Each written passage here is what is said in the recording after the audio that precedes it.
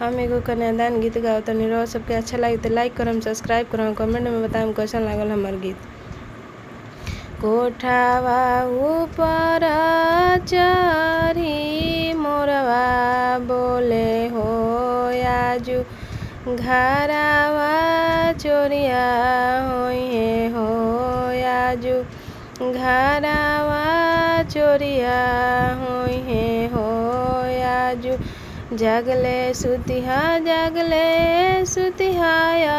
अपने पापा हो आजू, घरवा चोरिया होइहे हो आजू, घरवा चोरिया होइहे हो आजू।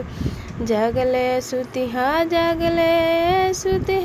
अपने चाचा हो आजू, घरवा चोरिया होइहे हो आजू, घरवा चोरिया होइहे हो आजू।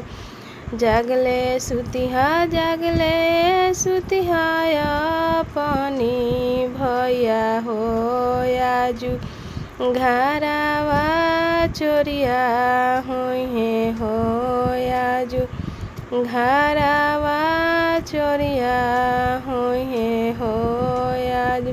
सब हो संपत्तिया पापा हो बाची जइहे सुंदर, बेटी चोरिया होइहे हो सुंदर, बेटी चोरिया होइहे। सब हो संपत्तिया चाचा हो बाची जइहे सुंदर, बेटी चोरिया होइहे हो सुंदर, बेटी चोरिया होइहे हो सुंदर। सब हो संपत्तिया भैया हो बाची जइहे सुंदर, बहिनिया चोरिया होइहे हो सुंदर, बहिनिया चोरिया होई।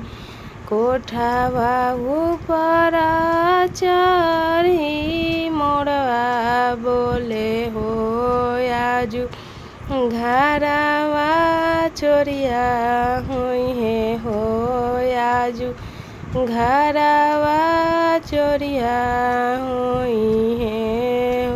हमार गीत अच्छा लगी तो जरूर लाइक करम, सब्सक्राइब करम, कमेंट में बताएम कैसन लागल हमर गीत।